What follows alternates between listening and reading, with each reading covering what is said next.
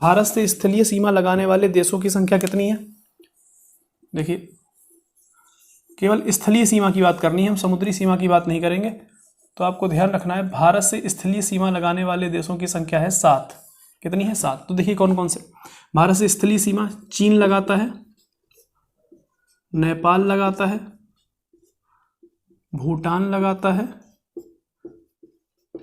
Myanmar लगाता है, बांग्लादेश, यहाँ पे है बांग्लादेश लगाता है, इसके अलावा पाकिस्तान और ऊपर अफगानिस्तान।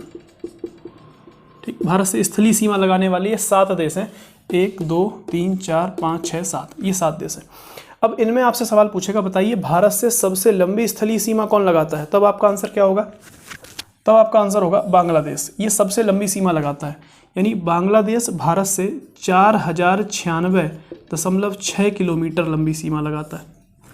ठीक, दूसरे नंबर पे सबसे लंबी सीमा लगाने वाला देश है चीन, और ये लगभग भारत से 3468 किलोमीटर लंबी सीमा लगाता है। यानी नंबर 1 पर बांग्लादेश, नंबर 2 पर सबसे लंबी सीमा लगाने वाला चीन, नंबर 3 पे सबसे लंबी सीमा लगाता है पाकिस्तान।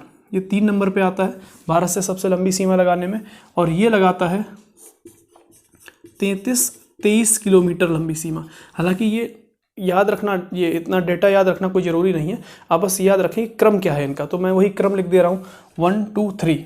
इसके बाद चौथे नंबर पे सबसे लंबी सीमा लगाता है नेपाल, जो कि 1751 किलोमीटर लंबी सीमा लगाता है। ठीक है, इसके बाद 5वें नंबर पे सबसे लंबी सीमा लगाता है म्यांमार, जो कि 1643 किलोमीटर लंबी सीमा लगाता है। इसके बाद भूटान 6ठे नंबर पे सबसे लंबी सीमा लगाता है, और ये 699 किलोमीटर लंबी सीमा लगाता है। इसके बाद हमारा बचता है अफगानिस्तान। ये 7वें नंबर पे सबसे लंबी सीमा लगाता है, और ये 106 किलोमीटर लंबी सीमा लगाता है।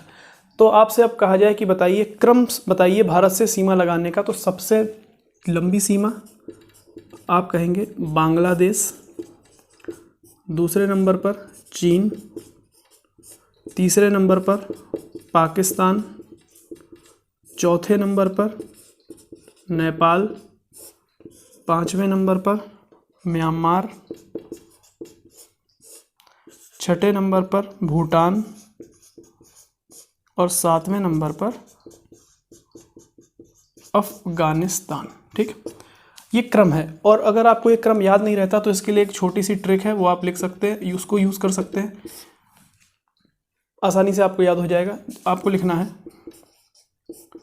बचपन में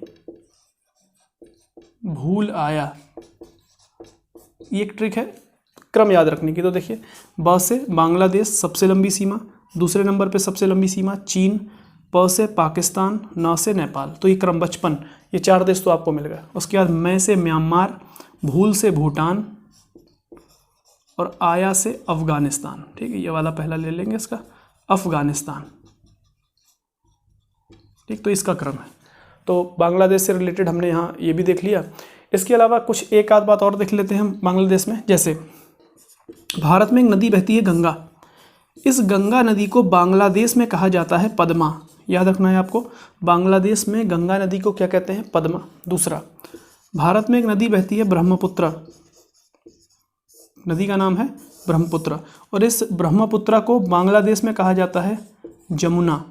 ठीक है, ये दोनों बातें आपको याद रखनी है। जब बांग्लादेश के अंदर गंगा जाती है तो पद्मा कहलाती है, जब ब्रह्मपुत्र जाती है तो जमुना कहलाती है। तो देखिए कैसे जाती है, मैं यहाँ से बना देता हूँ।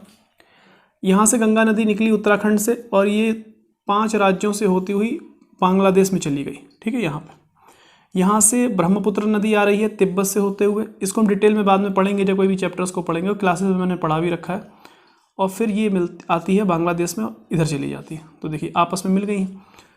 अभी तक तो ये गंगा है यहाँ तक, जैसे ही बांग्लादेश में पहुँची गंगा नदी क्या बन जाएगी? पद्मा। अभी ये ब्रह्मपुत्र है, लेकिन ब्रह्मपुत्र जैसे ही बांग्लादेश में पहुँची क्या बन जाएगी? जमुना। तो ये तो बन गई पद्मा यानी पी, और जमुना यानी जे। जब ये दोनों आपस में मिल जाती हैं तब ये किस नाम से जानी जाती हैं? तो आपको ध्यान रखना है, तब इसको जाना जाता है मेघना के नाम से। यानी पद्मा और जमुना की संयुक्त धारा को क्या कहते हैं?